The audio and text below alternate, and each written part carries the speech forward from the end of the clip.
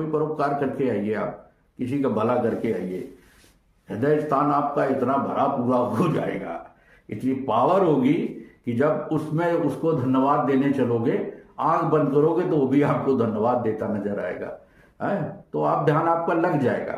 मन की पवित्रता और शुद्धता व्यक्ति को ध्यान की ओर ले जाती है, और व्यक्ति की जो अपवित्रता होती है, जो गंदापन होता है, वो ध्यान से हमेशा दूर भगाता है, क्योंकि ध्यान उसके लिए बना ही नहीं है।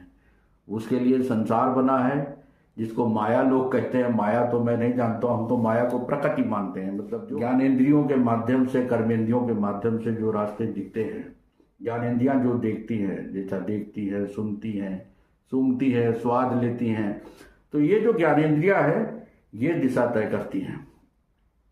और व्यक्ति अगर इन ज्ञानेंद्रियों के बस में रह के कार्य करता है तो वो फंसता चला जाता है।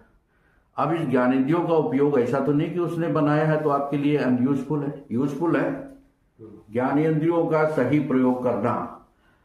क्रोध है, जैसे क्रोध, काम, क्रोध, मद, लोभ, मोह, ये पंच राक्षस मिले हैं प्रति मत्सर और कहते हैं। तो मत्सर तो इन्हीं से पैदा हुए क्रियाएं हैं, गुण हैं, अवगुण हैं।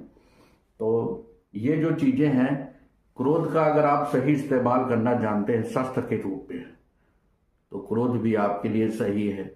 लेकिन क्रोध अगर अनियंत्रित, अविवेकपूर्ण हो जाए तो वो क्रोध नहीं है, वो विनाश है, उससे आपका नष्ट होना तय है। ठीक है, तो ध्यान, यही चीजें, इन पे भी तो आपको ध्यान देना चाहिए कि हमको क्या करना है, क्या नहीं करना है, कैसे रहना है, कैसे आगे बढ़ना है। इन सब चीजों में विचार करना ही एक ध्यान की ही प्रक्रिया है।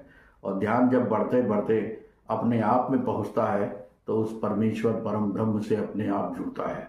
तब उसकी विराटता के दर्शन होते हैं। उस विराट ब्रह्म के जब दर्शन होते हैं तभी उसका मुक्ति का मार्ग, जो अगर चाहे तो जिस इच्छा से संसार में फंसा है, उस इच्छा को त्याग कर उस परमेश्वर के कार्य में मोक्ष प्राप्त कर सकता है।